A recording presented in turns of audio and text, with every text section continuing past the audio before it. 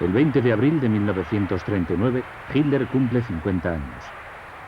Las solemnes celebraciones organizadas para la ocasión fueron la enésima demostración de cómo el pueblo alemán estaba subyugado y al mismo tiempo hechizado por las acciones políticas y militares de su jefe supremo.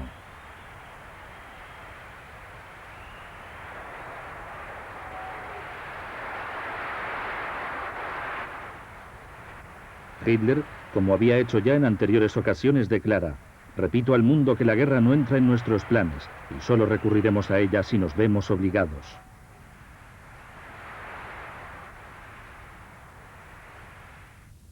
Ni siquiera Chamberlain está seguro de las promesas de Hitler, y Roosevelt, por su parte, escribe al dictador una carta de admonición. Casi todos intuyen la inminencia del desastre. Los conservadores ingleses desconfían de los comunistas, los polacos no quieren soldados soviéticos en su país, y Stalin no consigue llegar a un acuerdo con Occidente.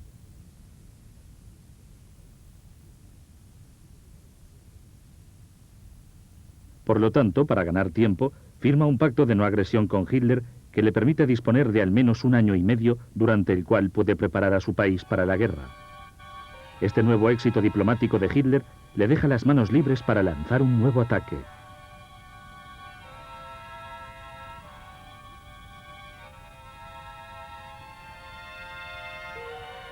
La víctima elegida es Polonia. Hitler declara a sus generales: utilizaré un pretexto propagandístico, aunque sea poco creíble, para desencadenar la guerra. Nadie pregunta al ganador si ha dicho la verdad. En la guerra no cuenta la razón, sino la victoria.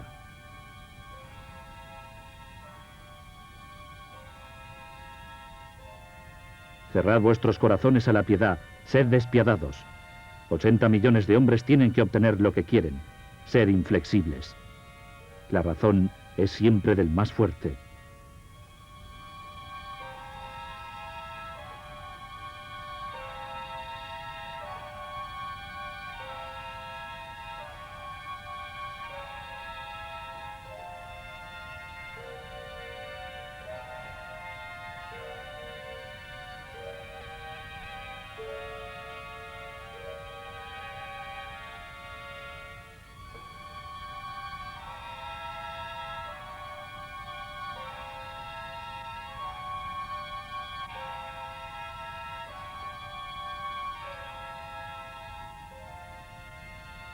Hitler instala su cuartel general en un tren.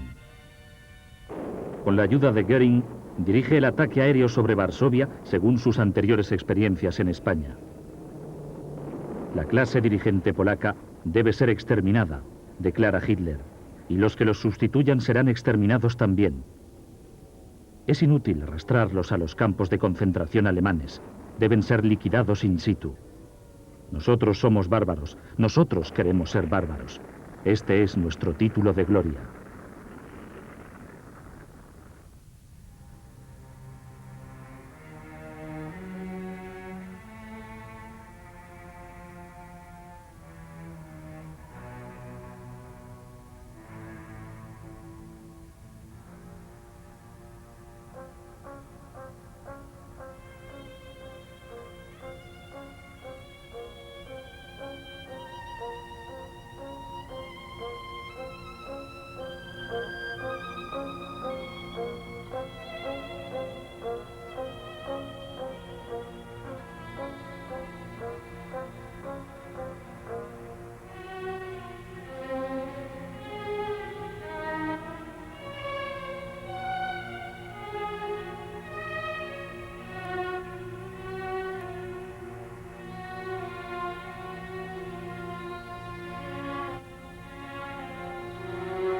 La Blitzkrieg, la guerra relámpago del general Guderian, empieza a obtener los primeros resultados. Dinamarca, Noruega...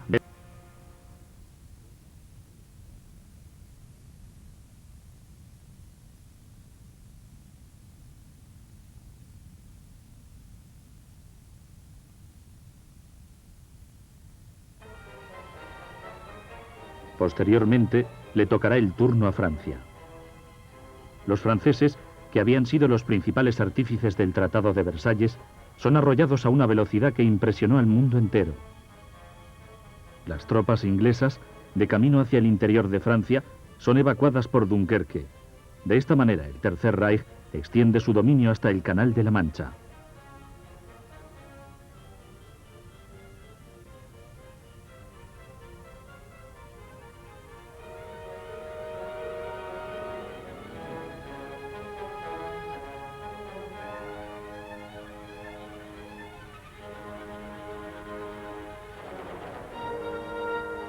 Hitler completa su venganza obligando a los franceses a firmar su rendición en el mismo vagón de tren en el cual los alemanes habían firmado la suya en 1918.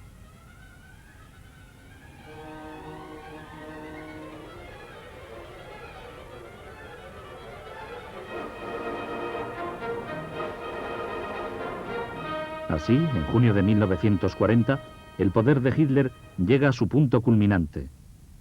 Incluso aquellos de sus generales que no habían estado de acuerdo con sus métodos de guerra deben callarse ante este enorme éxito alcanzado de manera fulgurante en toda Europa. Hasta este momento, Hitler había movido sus piezas sobre el tablero de Europa con increíble habilidad e inteligencia. Sin embargo, según muchos periodistas que por aquel entonces eran corresponsales de guerra, a partir de este momento empieza a aflorar en él aquella megalomanía que le impediría evaluar a las potencias europeas. De hecho, le pasaría inadvertido el enorme potencial bélico e industrial de los Estados Unidos. No entendía el valor de una democracia compacta como la inglesa y, sobre todo, no tuvo en cuenta el heroico patriotismo del pueblo soviético. Debido a esto, y después de que su última oferta de paz a Inglaterra fuera rechazada, Hitler ordena disponer los preparativos para un desembarco en Inglaterra. En julio de 1940, en una entrevista con sus más estrechos colaboradores, Hitler afirma que es su intención atacar a Rusia en la primavera de 1941. En agosto de 1940, Hitler encargó a la Luftwaffe de Hermann Göring que privara a Inglaterra de su dominio sobre los cielos.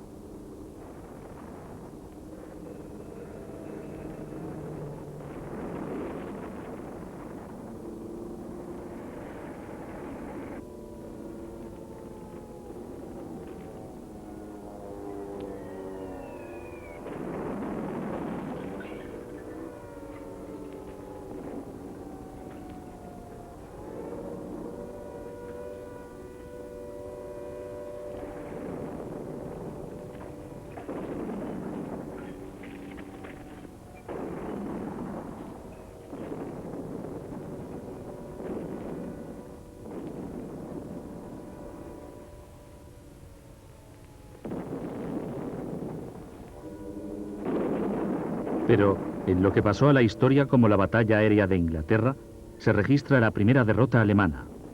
En consecuencia, Hitler tiene que aplazar sus planes de dominio sobre Inglaterra y por lo tanto también la campaña de Rusia.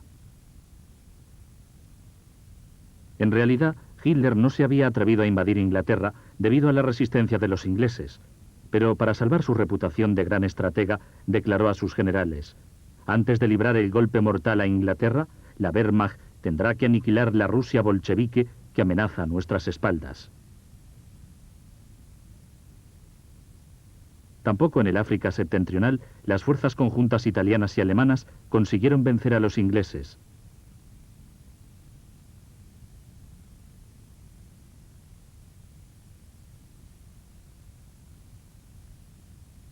Hitler viaja a España en busca de una alianza con el general Franco. Este, a pesar de temer a Hitler, no está dispuesto a aliarse con un hombre y con un régimen que podría destruirle en unos pocos días. Tampoco el encuentro con Mussolini, aunque consolide el pacto de no agresión y la recíproca alianza entre Italia y Alemania, lleva a aquella conjunción de fuerzas que Hitler esperaba para atacar a Rusia.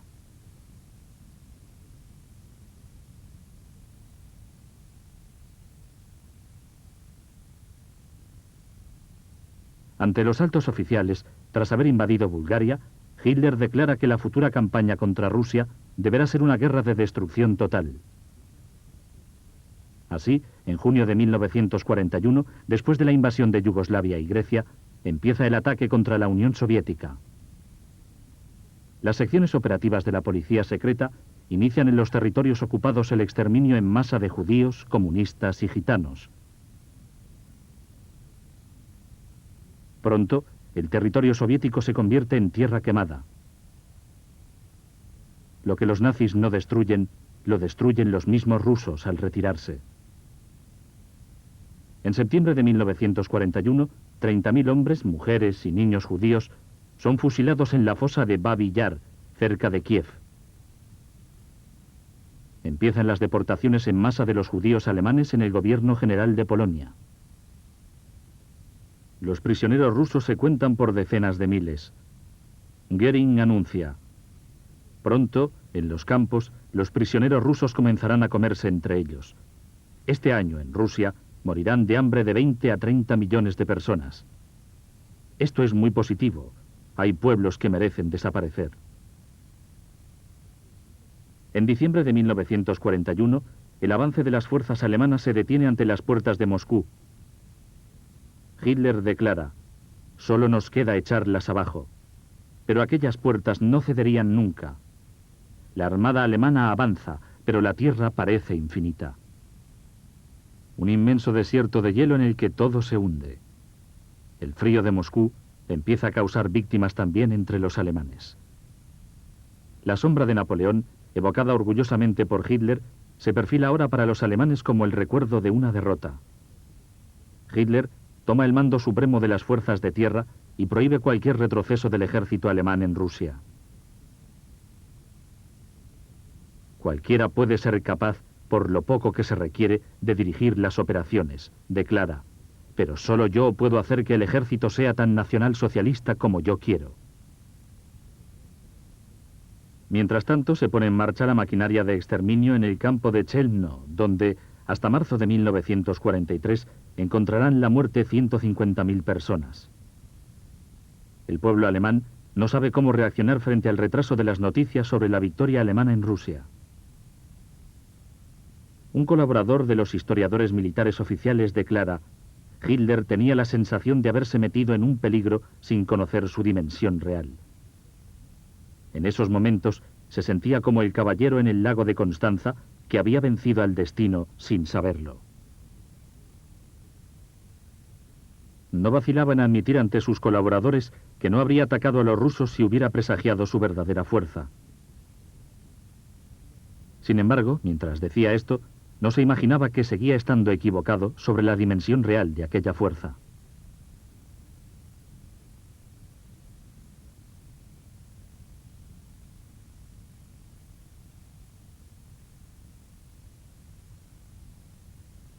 En diciembre de 1941, el ejército japonés ataca la flota americana fondeada en el puerto de Pearl Harbor.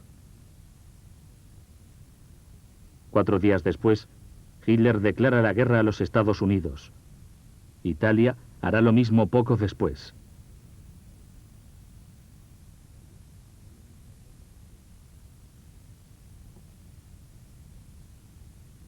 De pronto, Hitler se dio cuenta de la gran similitud existente entre su sistema y el tan combatido bolchevismo, cosa que incluso admitió abiertamente.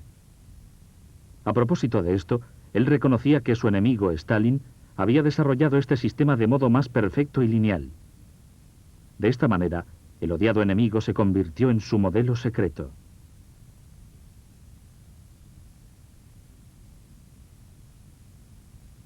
Se aferraba a la esperanza de que, imitando el bolchevismo en Alemania y en los territorios ocupados, le derrotaría con sus mismos métodos.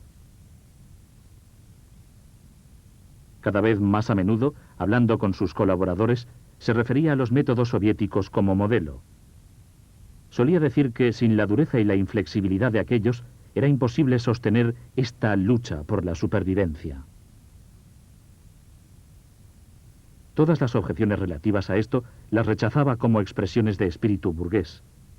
Millones de toneladas de mercancías, sobre todo de víveres, son requisadas en todos los países de Europa para intentar mantener a las tropas alemanas en Rusia, por lo menos desde el punto de vista alimentario.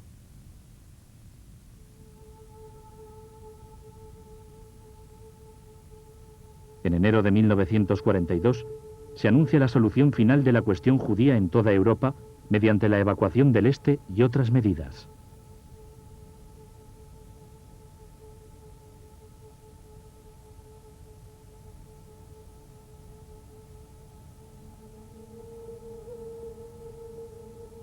En marzo de 1942 se da inicio al exterminio sistemático de los judíos. En el campo de Belzec son asesinados de 500.000 a 600.000 judíos. Mientras tanto, el Reichstag confirma a Hitler como jefe supremo de la justicia.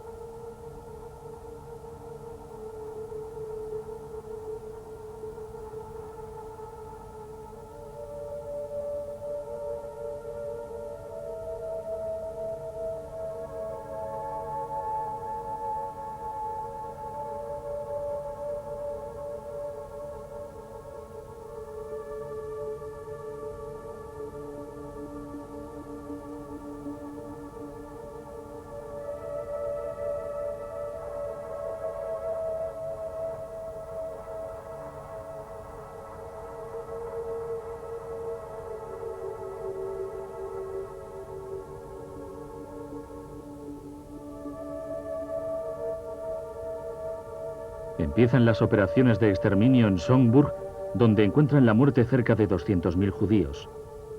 En junio de 1942 comienza la actividad de las cámaras de gas en el campo de Auschwitz. Cerca de 1 millón de judíos mueren por asfixia, hambre, enfermedad y agotamiento. Solo por lo que respecta a los niños, se calcula que en Auschwitz morirán alrededor de 2 millones. Después de su muerte, los cuerpos serán transportados a los hornos crematorios y las cenizas se utilizarán como abono. La proliferación de las técnicas de exterminio es tal que se crea un auténtico mercado industrial de abastecimiento. De los archivos de la llamada industria de la muerte, nos llega el ejemplo de una típica carta comercial. Para la mejor introducción de los cuerpos en los hornos, les proponemos camillas metálicas provistas de ruedas, puesto que los mismos hornos tienen una capacidad de apenas 60 centímetros de alto y 40 centímetros de ancho, y el uso de ataúdes sería superfluo. Por lo que concierne al transporte de los cuerpos de las cámaras de gas a los hornos, les aconsejamos usar carritos ligeros dotados de ruedas. Adjuntamos el dibujo y las medidas. Heil Hitler. Se preparan laboratorios muy bien equipados donde los sujetos idóneos son sometidos a experimentos diversos para el progreso de la medicina del Reich. Se experimentan también los límites de la resistencia humana a la enfermedad y a la muerte. Existe también un sector artesanal donde, con las pieles en mejores condiciones de los difuntos, se fabrican lámparas y pantallas. Las fábricas de la muerte se extienden sobre grandes superficies. La de Auschwitz puede eliminar 6.000 personas al día.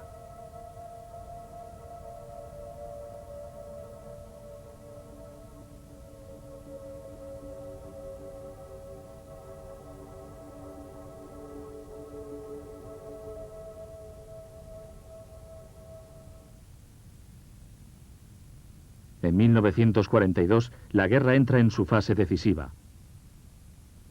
El general Rommel, vencido por su rival Montgomery, es derrotado en el Alamein. Y eso provoca una crisis en toda la zona del África septentrional. Los aliados han desembarcado en Argelia, sorprendiendo por la espalda a la armada del Lazio y amenazando a Italia. En Moscú, el general von Paulus se enfrenta al segundo invierno de la campaña de Rusia. Este telegrafía a Hitler. Sin municiones y comida, cualquier ulterior resistencia no tendría sentido. Para evitar pérdidas inútiles, pido el consentimiento para la capitulación. Pero la respuesta de Hitler es taxativa. Intuyendo que una capitulación significaría el fin del Reich y del sueño de un régimen de 1000 años, la rechaza y ordena la resistencia de hasta el último hombre. En noviembre de 1942, la contraofensiva soviética rodea a la Sexta Armada Alemana en Stalingrado. Por primera vez, un oficial alemán piensa y razona con su propia cabeza en contra de las órdenes de Hitler.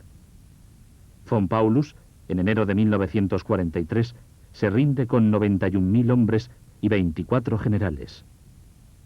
El Servicio de Seguridad alemán no tardó en comprobar que por doquier se registraba un sentimiento de intensa turbación, de profundo abatimiento, conmoción y consternación. El estado de ánimo de la población alemana experimentaba una depresión sin precedentes hasta entonces. Por primera vez, peligró también el mito de Hitler, es decir, la fe que muchos alemanes depositaban en la infalibilidad del Führer. El 18 de febrero, Goebbels pronunció en el Palacio de Deportes de Berlín un discurso, el cual resultó ser su discurso más célebre. El objetivo de Goebbels no era en absoluto modesto. De hecho, su intención era transformar la derrota de Stalingrado en una victoria propagandística con el fin último de desprender la energía revolucionaria que habría hecho posible la guerra total.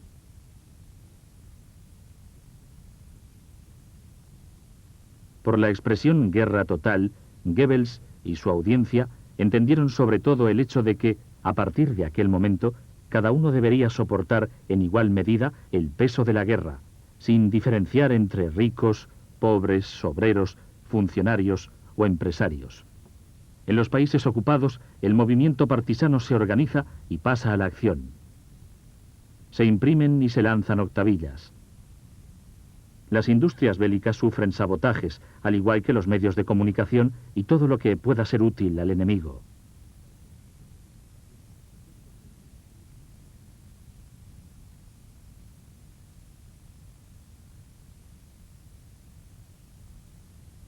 En Varsovia, a pesar de las matanzas, todavía viven 60.000 judíos. El régimen nazi decide suprimirlos. Los judíos, con la fuerza de la desesperación, toman las armas y deciden llevarse consigo a la tumba a tantos enemigos como les sea posible. Al negarse los judíos a abandonar sus viviendas, los nazis prenden fuego a las casas, una a una. El gueto de Varsovia es arrasado en su totalidad. En el parte de las SS podemos leer: lo que era el gueto de Varsovia ya no existe.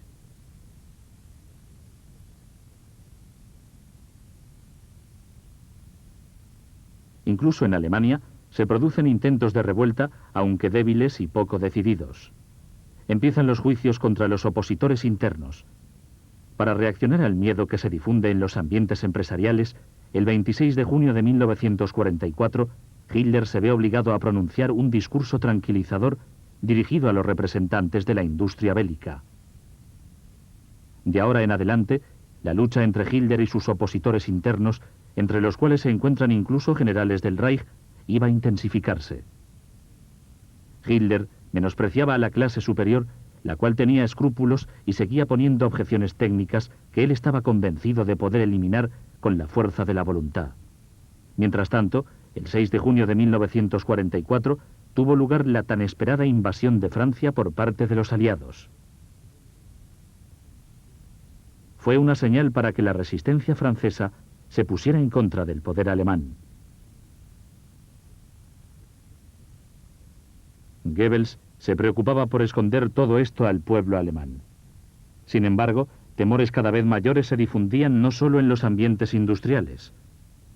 Entre los altos mandos militares, que pertenecían en su mayor parte a la clase aristocrática, se formó una oposición que finalmente provocaría el atentado contra Hitler del 20 de julio de 1944. El atentado, llevado a cabo por Stauffenberg el 20 de julio, no logró su objetivo. La bomba destruyó las paredes y las ventanas del barracón donde se habían reunido para examinar la situación. Pero Hitler, consiguió librarse de los efectos de la explosión, tal como había ocurrido en los atentados anteriores. Una vez más, Hitler se sintió reafirmado en su convicción de estar protegido por la mano de Dios, que velaba sobre él para que pudiera llevar a cabo su misión. Tras el fracaso atentado, Stauffenberg y sus cómplices más directos fueron fusilados de acuerdo con las reglas correspondientes a su cargo. En las semanas siguientes, otros 200 hombres estrechamente ligados a los conspiradores fueron juzgados, condenados y ahorcados por la Corte Suprema de Justicia.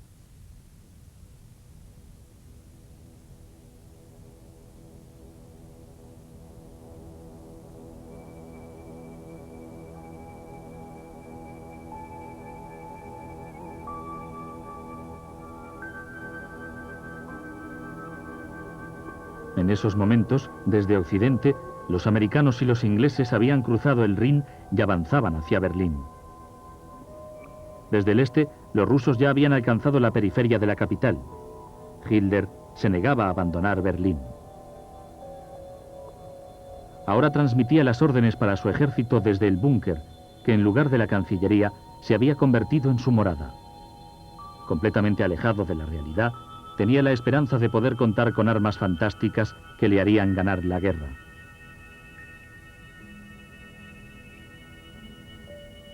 Recurrió a las armas secretas V1 y V2, pero de nada sirvieron contra el avance de los aliados. En el jardín de la Cancillería se encontraba el único ejército válido con el que aún podía contar, un ejército de niños. Se trataba de chicos de 14 años en los que convergían sus últimas esperanzas.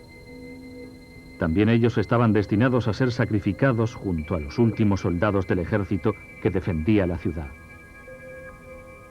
El concepto de guerra total, que para Goebbels no suponía nada más que el paso hacia una política rigurosamente revolucionaria, significaba en realidad la valiente resistencia de toda la población. El 29 de abril, los rusos se encontraban a solo 2 manzanas de distancia de la Cancillería. Todo se ha acabado, declaró. El nacionalsocialismo ha muerto y no resurgirá nunca más. La guerra está perdida. Alemania no estaba del todo preparada, no era lo bastante fuerte para la misión que yo le había encomendado. En el último momento se casó con Eva Braun en el búnker y luego se despidió de su estado mayor. Ella se quitó la vida envenenándose y él se disparó después de haber ordenado que su cuerpo fuera quemado en el patio de la Cancillería para que no cayera en manos de los rusos.